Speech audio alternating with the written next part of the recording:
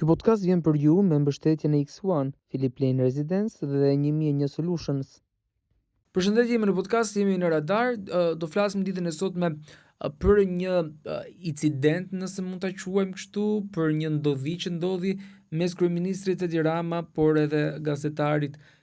Ikonomi, Arjan Ikonomi. Do të flasim për këtë incident, për këtë ngjarje me avokatin e njohur Alban Duraj. Avokat, faleminderit që jeni me ne. Kishte një pretendim nga ana e Arjan Ikonomit dhe nga ana tjetër dhe një reagim nga kryeministri Edi Rama që e hidhte poshtë atë pretendim të Ikonomit. Mendoni që ka një abuzim nga persona që vishen me petku mediatik ndaj çfarëdo situate, çfarëdo ndodhie, çfarëdo ngjarje, pra a legjitimohet çdo mënyrë që ata bëjnë, çdo veprim që ata bëjnë me petkun se është gazetar dhe ka gjithmonë të drejtë? Fakti që kemi të bëjmë me një incident të tillë dhe natyrisht në momenti, vendi, personat me të cilën ka ndodhej kryeministri Rama nuk ka qenë vendi i dur, pra edhe nëse do t'japim të drejtë zotit Ikonomi për atë reagim, pra do marrim të mirëqen faktin që aty kishte parkim dysh apo makina të cilat ishin mbi trotuar, të cilat kishin shkelur sinjalistikën apo ato detyrime që përcaktohen në kodin rrugor dhe nuk ishte vendosur masa administrative gjob siç i vendosur qytetarëve të tjerë. Mënyra se si ka reaguar zoti Ikonomi nuk e legjitimon një sjellje të tillë. Pra ne presim nga një personalitet i cili përveç se është mediatik, ai ka pasur një karrierë edhe si këshilltar i presidentit Mesiu nga viti 2002 deri në vitin 2007. Pastaj ka qenë opinionist dhe kemi parë nëpër emisione televizive të cilat janë të ndjekura, emisione të cilat kanë shënkueshmëri të lartë. Gjithashtu, së fundmi ka qenë edhe pjesëtar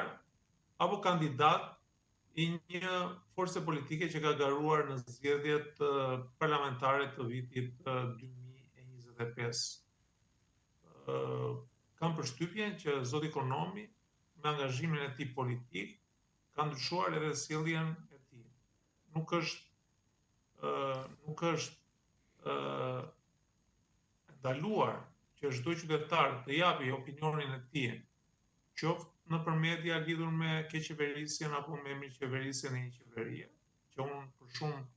kritika që zoti Ikonomi ka bërë për qeverisjen e zotit Rama i qëndroj dhe jam dakord me ato kritika që ai ka bërë dhe me ato skandale të cilat ne kemi parë në mënyrë të vazhdueshme nga bashkëpunëtorët e tij të ngushtë dhe patjetër mbështes dhe nuk keq asnjë presë nga ato që ai thotë, por mënyra se si ne duhet të reagojmë kur kemi të bëjmë me personalitete të cilat janë personalitete mediatike, gazetar, politikan, se ai tashmë është i atashuar pra një partie politike, nuk është rruga dhe mënyra e dur. Pra nëse ne presim që nga zoti Ikonomi dhe bashkëpunëtorët apo partia e vet si një parti alternativ, një parti e re, e cila pretendohet që të ketë, pra ajo tregoi që kishte një peshë elektorale, por që të jetë faktor dhe natyrisht një alternativë qeverise, me këtë sjellje s'bëjnë as më shumë as më pak, por e barazojnë veten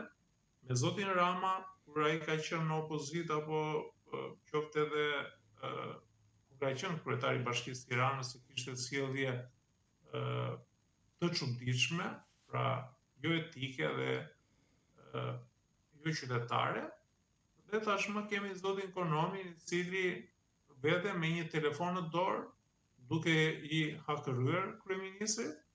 që atë mund ta bënte edhe nëse zoti Rama do ishte vetëm apo me bashkëpunëtorët e vet, nuk ka asnjë gjë të keqe një protestë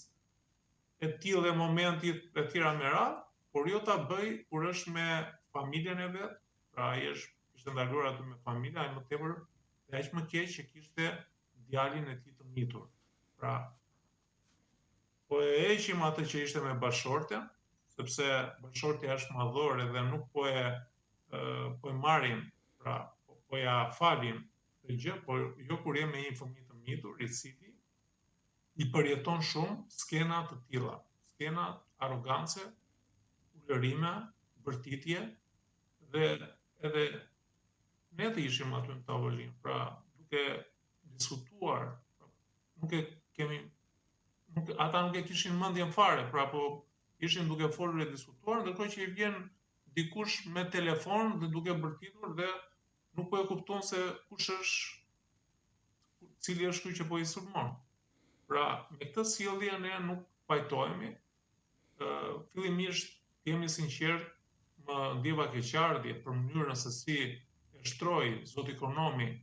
gjithë diskutimin e tij në mëngjes, pra ishte një diskutim i cili tonin e zërit apo të komunikimit e kishte si një diskutim normal, pra sikur ky i kishte shkuar në tavolinë dhe i kishte folur shumë qetësisht, i kishte përshëndetur, i kishte ofruar fikë e tjera me radhë, ndërkohë që pam krejt të kundërshtën me atë video që publikoi zoti Rama. Pra, kjo ndje keqardhje për jo transparencën apo për mënyrën se si u përpoq që të përdorte këtë incident, pra nga mënyra se si ai e tregoi, ndërkohë që e vërteta ishte krejt ndryshe. Patjetër që do kishte edhe një reagim nga ana e forcës apo policisë, eskortës që ndodhej aty, sepse aty mund shkonte dikush i cili mund kishte një granat, mund kishte një tritol, mund kishte diçka që cënonte jetën dhe sigurinë e personave që ishin në tavolinë, dhe aq më tepër që kishte pra fëmia i mitur i cili besoj e ka përjetuar shumë të ngjarje. Natyrisht që prokuroria ka nisur hetimet, duhet të ketë nisur hetimet pas marrjes në pyetje dhe pas verifikimit të gjithë ngjarjes, por i takon organit të akuzës, i cili ta ndjeki me profesionalizëm dhe me drejtësi gjithë të situatë, në mënyrë që të dyja palët të jenë në pozita të barabarta, por ne kaq kemi parë, sepse ndoshta kemi edhe pamje të tjera të cilat tregojnë gjithë dinamikën, mund kemi një diskutim më normal në momentin që zoti Konomi ju ndërpre, pra ne aq kemi parë, ndoshta e ka ulur tonin e zërit. Kjo ngelet për të provuar, pra nga organi i akuzës. Me kaq sa kemi parë, ky është komenti im, është paktën një këmbvështrim im. Me kaq sa kemi parë, presim më shumë nga politikanë të rinj, të cilët kanë një karrierë të konsiderueshme, të madhe në jetën publike, por qoftë edhe në funksionet që ata kanë ushtruar, por reagimi dhe qasja që ata duhet tregojnë për qytetarët, të cilët nesër do kenë mundësi që të votojnë, pra të votojnë një alternativë të re, nuk është kjo e dura. Nuk është e dura, unë faktikisht zotin Konomi e kam parë dhe jam habitur në momentin që ai foli apo shau zotin Endri Shabani, pra avokatin aktual të popullit, në momentin që Endri Shabani nuk kërkoi që të merrte mandatin daja e tij. Kështu që ajo gjuhë ishte një gjuhë që nuk i takon një qytetari i cili ka qenë kandidat, ka punuar për një parti politike, ka punuar në funksione të rëndësishme të vendit dhe do që të jetë përfaqësues i popullit në kuvend. Pra, ky imazh është vërtet shumë i keq, një imazh që faktikisht shumë ndjej keqardhje që kemi figura të reja politike, të cilët janë më keq, pra ne pretendojmë që kemi një kastë të vjetër politike që duam ta shporim, pra nuk kemi dakord sepse mendojmë që këta janë e keqja e vendit për gjërat që nuk kanë ecur mirë në këtë vend. Ndërkohë që kemi alternativa dhe shumica e këtyre partive të reja, ajo që unë shikoj, duke qenë se kam qenë pjesë edhe e protestave, pra duke i parë në shesh, pra duke i parë në bulevard, që të antarë të këtyre partive, apo pjesëmarrës të këtyre partive, i përdorin qoftë komunikime publike, por edhe imazhin e tyre gjatë protestave i përdorin për të fituar kredo, pra një kredo të cilën ata nuk e kanë, sepse protestat e qytetarëve, dhe duke i përdorur për interesat e veta. Po ta shikojmë, egoizmi është më i lartë, më i madh se i këtyre politikanëve të vjetër, arroganca është më e madhe se këtyre që drejtojnë vendin apo që janë në pushtet, mëdhëmatësia është më e madhe, ignoranca është më e madhe dhe më them që ne kemi krizë alternativash, të cilat do ta konkurrojnë qoftë Partinë Socialiste, por edhe Partinë Demokratike, se dy parti të cilat e kanë qeverisur të vend. Dhe kjo është një fatkeqësi për të vend, që figura të cilat dominojnë këto parti të reja politike janë figura arrogante. Pra edhe po të shikojmë zotin Shej, mënyra se si turret, merr dosjet në kuvend e tjera me radhë, mënyra se ja kret, pra ka një formë etike, kuptohet që kur protestohet. Pra kur merret dhe në një protestë janë të pranueshme edhe gjuajtja me vezë apo përdorimi i miellit, pra ka shumë le të themi simbolika protesta, po kur merret dhe dhe protestohet, po kur janë kuvend, do të diskutojnë për çështje të caktuara, do ngresh zërin, do ofrosh propozime dhe nuk do merresh me llogje kavaje. Më falni se më erdhi krejt natyrshëm kjo shprehje, por nuk do merresh me thjesht me komunikime më thellë të thash, ndërkohë që këto nuk janë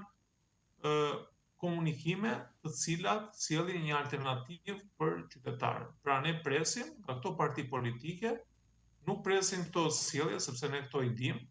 Pra për sa i përket jo e ipi makina, as ipi makina e tjera me radhë. Edhe kur jem me familje, çfarë ishte kjo që nxori zoti ekonomi? Pra, ne s'kuptuam gjë. E vetmja gjë që unë kuptova nga kjo ishte që shkoj atje dhe trembi një fëmijë të mitur. Pra, që ne nuk duhet që të sillemi në mënyrë të tillë, se mund mendohet që hajde se meqense është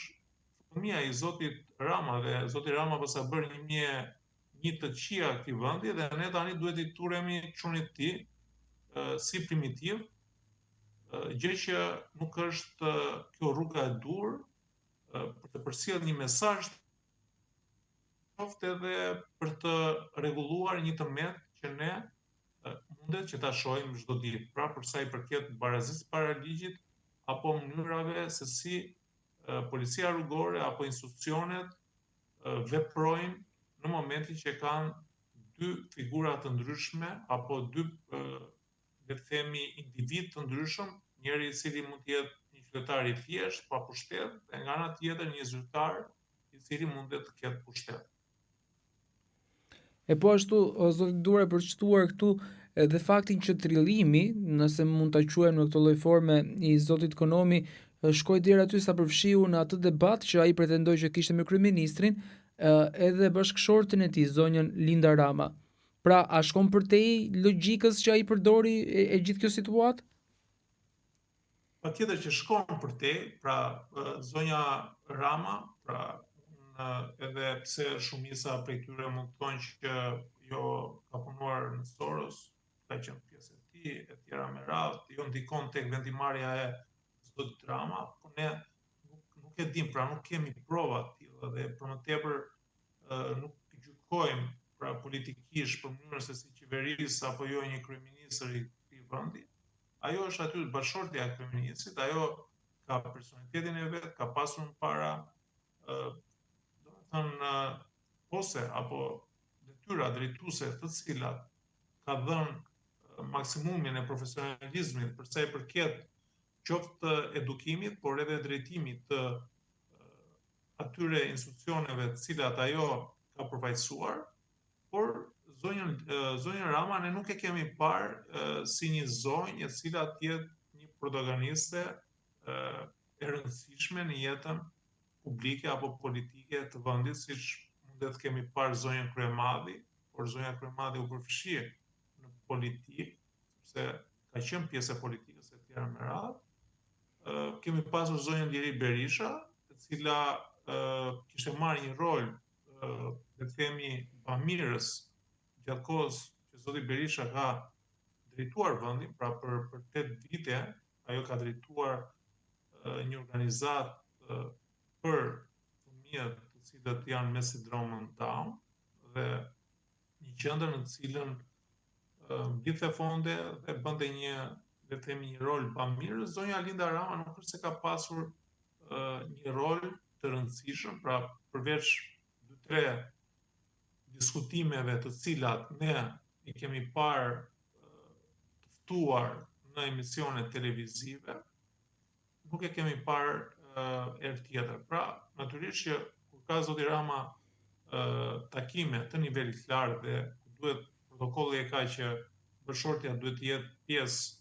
e këtyre takimeve, pra ai duhet të shkojë me bashortën, ai duhet ta marrë bashortën e vet. Pra, nuk është se ka pasur një protagonizëm të theksuar, gjë që mundet ta ketë shqetësuar qytetarët lidhur me të protagonizëm. Mendoj që ne jemi në një situatë tjetër, që do thotë janë forma të tjera të protestave, qoftë edhe të alternativave, për mënyrën se si konkurohet, qoftë si alternativë politike, por edhe si një qasje tjetër që tregojnë këto parti politike, të tregojnë që këta janë ndryshe, janë më të mirë, kanë më shumë vizion, kanë më shumë programe, kanë më shumë dëshirë që ta ndryshojnë të vend, se sa kjo sjellje. Denigrimi për familjarët e tyre. Familjarët e një politikani nuk kanë asnjë faj lidhur me vendimet apo me qeverisjen, me nismat, me drejtimin e familjarit tyre, cilët mund të jetë në pushtet, siç është zoti Rama. Aq më tepër që kemi të bëjmë me një grua. Kështu që ne duhet të japim fund edhe kësaj gjuhe të cilën përdorim, apo le të themi sulmi që ne përdorim për familjarët e këtyre politikanëve, në mënyrë që tregojmë që jemi të qytetëruar, pra të jemi tamam, jemi popull evropian dhe të flasim për problemet të cilat na shqetësojnë çdo ditë, problemet reale që shqetësojnë të vend, si për sa i përket bizneseve, pra sidomos bizneseve të cilat operojnë në fushën e turizmit, duke qenë se turizmi është prioritet qoftë i vendit tonë, por edhe i qeverisë, problemet që kanë këta sipërmarrës, konkurenca e cila nuk është një konkurrencë e drejtë, rritja e çmimeve, që kemi çmime që ne si qytetar nuk i përballojmë dot për të bërë pushime. Pra janë çmime për të cilat ne vuajmë si qytetar për të pushuar, çmimet, pagesat e shportave, pra ne nuk kemi një alternativë të saktë apo propozime të sakta, vetëm thjesht kemi demagogji, kemi populizëm dhe besoj që nëse ne do të vazhdojmë me këto alternativa, besoj që zoti Rama do të jetë në pushtet derisa të dalë një alternativë e besueshme dhe njerëz të cilët janë idealistë, nuk janë populistë, por mendojnë për zgjidhjen e vërtet të problemeve të shqiptarëve apo të shqetësimeve që ne kemi çdo ditë. Dhe një pyetje të fundit, avokat, a mendoni që ka një tendencë nga personat mediatik që njihen gjërësisht për të patur një lloj arrogance ndaj institucioneve të caktuara, ndaj individëve të caktuar, ndaj pushtetarëve, ndaj punonjësve të policisë, ndaj punonjësve administratës, për vetë faktin që ja mediatik dhe njihen, pra ka një lloj arrogance, një lloj kompetence të tyre? Unë besoj që patjetër kjo arrogancë vjen për shkak të mospasjes së një formimi të qëndrueshëm apo një formimi të mirë të këtyre personazheve, të cilët dalin, pra përfshirë edhe unë personalisht, por kemi të bëjmë me njerëz të cilët nuk e njohin realitetin. Pra thjesht e kanë probleme dhe shqetësimet që dëgjojnë, i kanë ose me dëgjuar, ose nuk i kanë jetuar fare. Pra, ne kur kemi të bëjmë me punonjës policie, kemi të bëjmë me punonjës policie të cilët janë familjar, kanë të njëjtat probleme të cilat ne kemi çdo ditë, duhet ta ndajmë problemet e shumicës me një pakisë e vogël që patjetër që mund të jenë të korruptuar apo janë të inkriminuar bashkëpunojnë me krimin, ashtu sikurse kemi në administratë, kemi një shumicë që janë të ndershëm dhe janë aty për të bërë punën, kemi dhe një pakisë e cila është aty për të shpërdoruar fondet e publikut, për të vjedhur shtetin dhe për të kryer, le të themi, zgjidhjen e problemeve të tyre apo qëllimet të cilat bien ndesh me ligjin. Pra, mënyra se si ne duhet të ngrejmë problemet, duhet të jenë problemet reale dhe mos jenë populizëm, sepse nuk japim zgjidhje problemeve, për më tepër që kur kemi të bëjmë edhe me njerëz të cilët janë mediatik, por që përfaqësojnë një parti politike apo kanë interesa të nëndheshme me ndonjë parti politike. Pra, këtu është problemi, nuk është problemi se nëse ne flasim edhe mund të ngrem problemet lidhur qoftë me mos funksionimin e administratës, pra duke filluar që te hipoteka, që tek institucione të tjera që nuk japin zgjidhje e problemeve që ne kemi, dhe to janë të shumta, dhe është mirë që ne ti evidentojmë këto probleme, në mënyrë që edhe qeveria apo përfaqësuesit e tyre t'i marrin këto shqetësime dhe të njihen me realitetin që kanë qytetarët, sepse ata ndoshta janë futur në atë konformitetin e tyre të qeverisjes, të pushtetit, duke qenë se kanë pranvetesh, pra ne duhet dim që në të gjitha historitë qoftë të vendit tonë, por edhe botërore, pushtetarët sa më shumë vite kalojnë, aq më shumë shkëputen nga realiteti. Dhe kjo është treguar sepse pranë tyre janë njerëz cilët nuk tregojnë realitetin, edhe drejtuesët duan të tregojnë gjëra për të cilat ata duan të dëgjojnë, dhe jo siç është realiteti në të vërtetë. Ky është ai problemi që ne kemi. Me çfarë kuptoj unë, ne kemi një pjesë të madhe dhe të atyre të cilët japin mendime apo opinione kanë interesa të ngushta, pra ose underground ose të hapura, pra si në rastin konkret ne kemi të bëjmë me një kandidat. Pra ai ka qenë një ndër zërat që ne kemi parë, ka qenë mediatik, i ftuar në emisione, por edhe në rrjetet sociale. Pra është një hapur që ka një interes të hapur, sepse është një grup interesi dhe patjetër që ai këtu do të fitojë pikë, është e drejta e tij, është zgjedhja e tij, nuk mundet ta paragjykojmë, pra për zgjedhjen e tij ai nëse vepron kështu, atëherë edhe qytetarët kujt i pëlqen do ta votojnë nesër,